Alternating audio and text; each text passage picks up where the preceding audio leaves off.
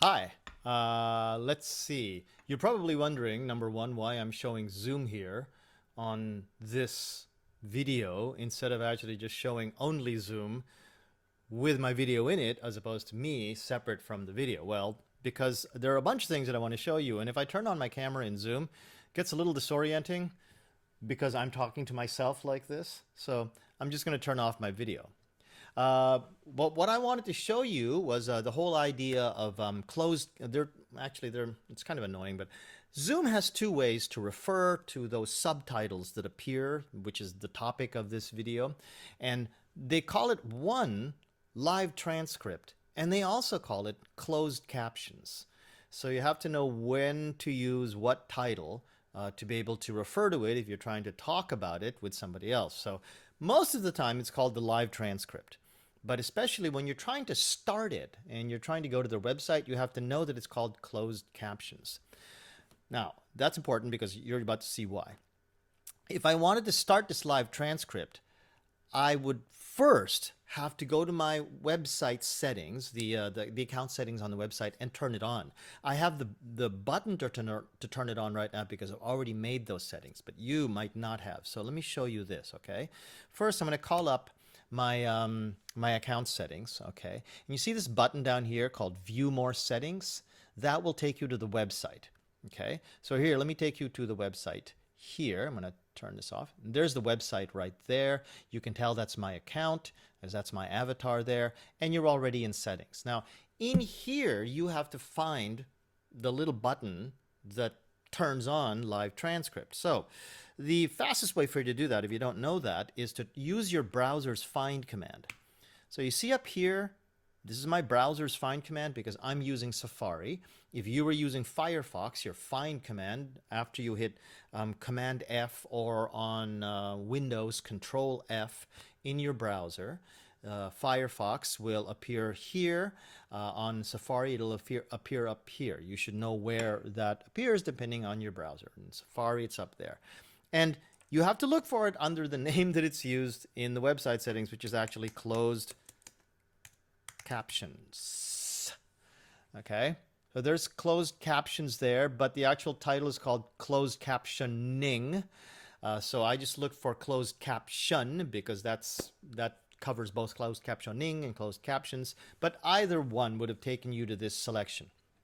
And you see how the slider dot is over on the right hand side on my dark mode browser. It's dark blue with a black dot. Move that black dot over to the right hand side and the whole slider should turn blue. Then you get these check boxes, okay, where you can control to a greater degree what it is that live transcript, or in this case closed captioning, can do.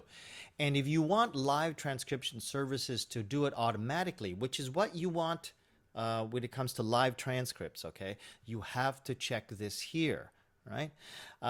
You also will probably find this kind of, cancel.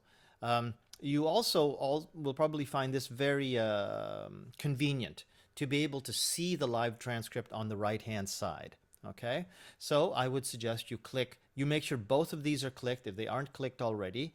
Okay, and the top one, allow use of caption API token, that's if you have third-party software that can do translation. For example, I'm not sure, but I think a company like DeepL, at least, I'm sorry, will be able to take someone's spoken audio and immediately translate it and transcribe it and then send it into Zoom if you pay for the service. If you haven't paid for that service, then it doesn't matter if you turn this on or not. But these are the two most important ones, the bottom two. Allow live transcription and allow viewing of full transcript. Okay, so you have that set, okay? You have to make sure that that dot in the blue slider is over to the right-hand side, and then we can return to Zoom.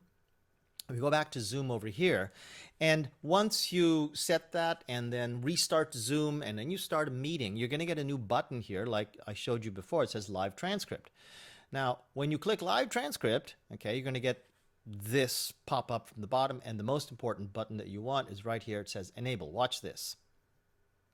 I clicked Enable.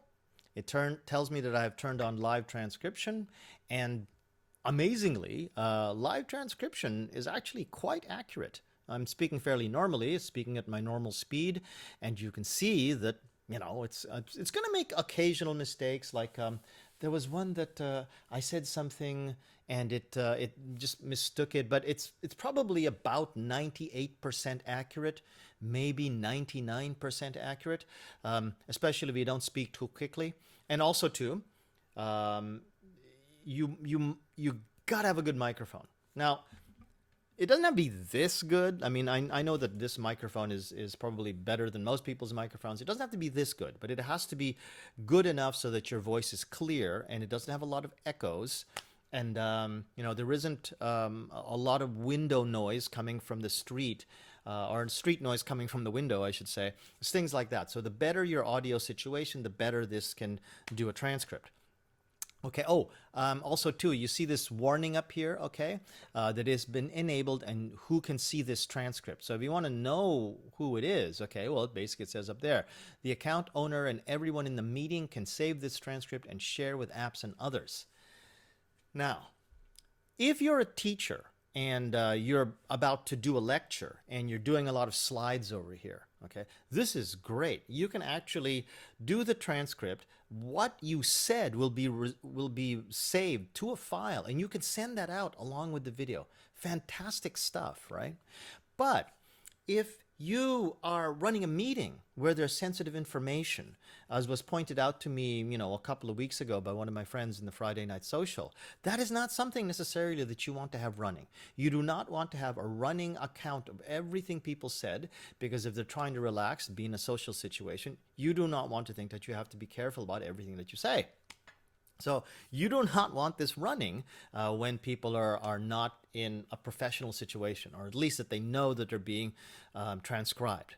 But if it is a situation where people know they're being transcribed and you want that, it's fantastic. You make a video, you have the transcript to it, kids can read it, kids can see it. If you talk to Alex Burke, she'll tell you that getting both the audio input and the visual input for the words and the letters simultaneously is a great boon for the neurodiverse. This is a great little thing. Now, just a couple more things, okay? If you want this warning to go away, just click the X. Okay, and over here, once you've turned on live transcript, you're going to get an upward pointing arrow that wasn't there before because it wasn't on. And here is where you can view the full transcript. Okay, so you view the full transcript, and there it goes over my face. And isn't that cool? Like, the full transcript is all appearing over here, and it's also being retranscribed over there. Now, if there were people in the conversation, here, let me close this. Oh, well, no, I don't want to close it yet. If there were people in the conversation, they would have their name. See how my name is logged up there? But if somebody started speaking, and if they were registered as the active speaker, their name would be registered here in the transcript. Unfortunately, though, when you save the transcript, the names of who said what are not mentioned. The times are, but not the names. They're not saved in the saved version, the text version of the transcript. Little unfortunate, but at least it's here. Now, I'm going to close this window. Okay, close full transcript.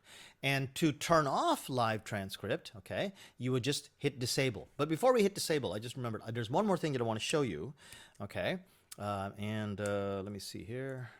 Okay, so you come over here to accessibility in your settings, okay? Come over here to accessibility in your settings, and you can control the size of the closed captioning. So the normal size is something like this, and let me show you how that looks. That's what it normally looks like.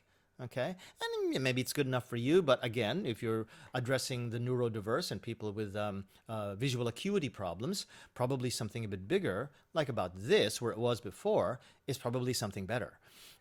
Or you can go, here's the maximum. Now, you can go that big. I don't know if you need to go that big, but especially if you have the transcript saved that you send out with the kids. But something like that would actually be pretty handy. Okay, so that's how you turn on live transcript. If you have any other questions, please message me. And yes, this is in my book. Thanks very much. We'll talk to you later.